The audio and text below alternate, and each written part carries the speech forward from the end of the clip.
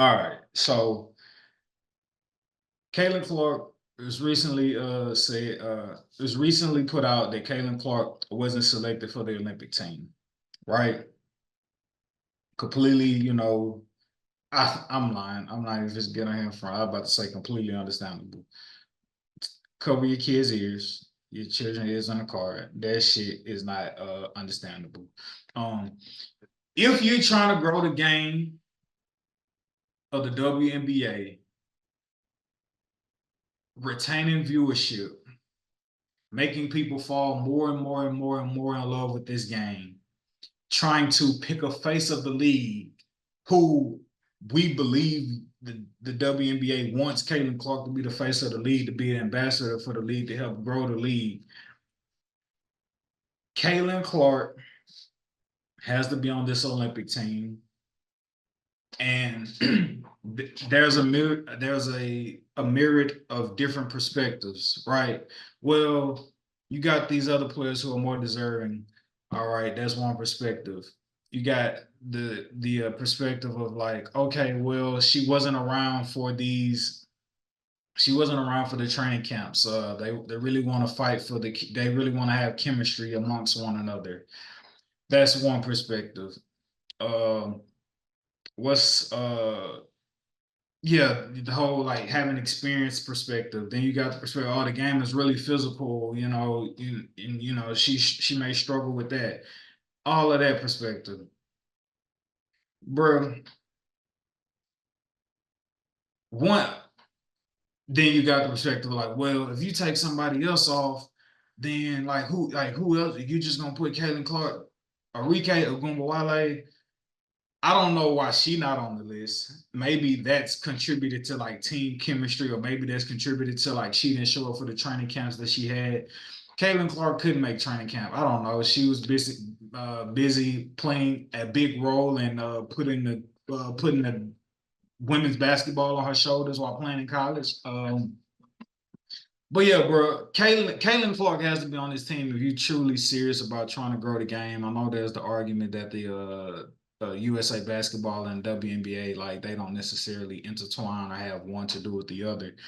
But if you truly care about trying to grow this game, you find a way to put Caitlin Clark on the court. And I ain't even saying Caitlin Clark need to come out there and give you 25 minutes. What I'm saying is, I believe in our women here in the USA that they're gonna go get the goal. But excuse me, in route to going to get the goal, you gonna have a couple 30, 40 point wins. And in those 30, 40 point wins, you can bring Kaylin off the court to goddamn go play for 10 or 12, go play for a quarter to give your older player some rest and let her get her threes off and continue to grow and expand the game.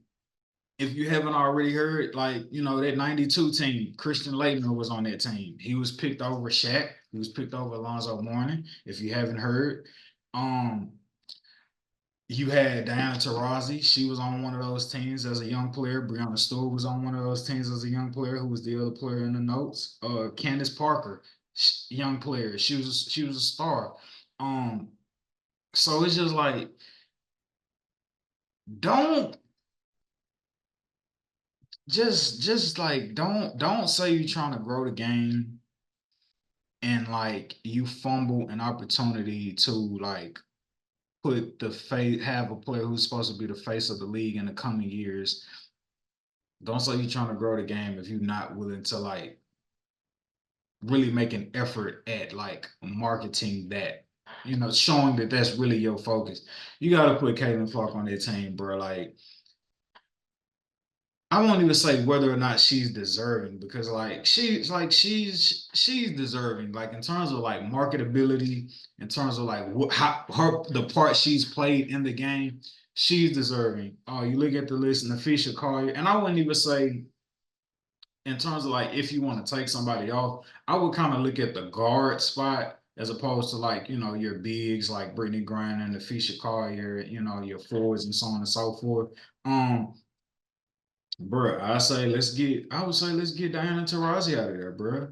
5-time Olympian. And I know that's a lot of people's like, bro, get Diana out of there. Like she's been doing it for so long. My wife brought up this perspective. I don't necessarily agree with it. And she was just like, that shouldn't be the conversation. We should be like praising Diana because like she's like en route to achieve her like sixth Olympic gold medal. Um, I don't know if it's six. Yeah, yeah, it's her sixth Olympic gold medal, and it's just like, oh, no, that's cool. Like we can let Kayla get in. We can let Kayla get in there, man. But what's gonna happen is, like I said, I predict that once the Olympics start, and that's what it is, bro. Like I said in the beginning of the show, when the Olympics start and the NBA offseason comes around, and then you competing with the NBA, you competing with the NFL offseason and the NFL starting, the media attention on the WNBA is going to die down. A great way for you to be able to keep it going is if you put Caitlin Clark in the Olympics. Excuse me, if you put Caitlin Clark in the Olympics, you continue to bring her fan base to the Olympics, and they're going to follow her to the Olympics. And when the Olympics over, you're going to have possibly accumulated a new audience from the Olympics that are going to travel back with the WNBA for when the WNBA gets back up started. But you don't put Caitlin Clark in the Olympics, and now the casual fan, now you just left with just the casual fans who watching the Olympics. Like if you're trying to grow the game, you got to use somebody who's going to help grow the game. Diana Taurasi fans are grandfathered in. Most of these players, like fans, are grandfathered in. So it's just like you gotta use Caitlin Clark to keep making this game grow and grow and grow some more. And like it's not about whether she's more deserving over other players. She's played a part in helping the game get to where it is now. And that should be enough to be like, yo, we're gonna bring on this Ricky because we know she's gonna have the cachet for us to be able to keep developing this game on an international level. So just know this: if that viewership dies, nobody is going to have sympathy or remorse for the WNBA because they're going to point to this being a moment where they fumbled the opportunity to amplify the viewership by bringing Caitlin Clark on. And who knows? Chelsea Gray, she's injured. I personally don't think she'll play.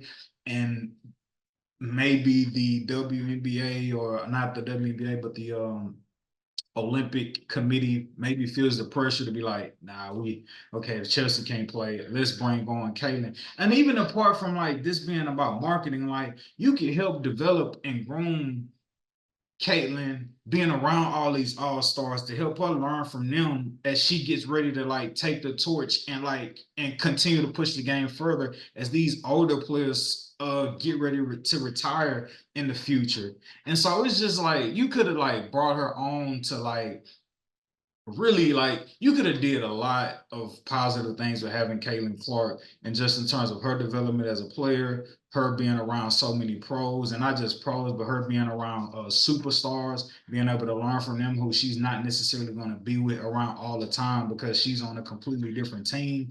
And like if you truly want to make her the face of the league, you truly want to grow the game, you're missing out on like so many different just avenues of like Kaylin being able to grow as a person, as a player, as an ambassador for this game, bro.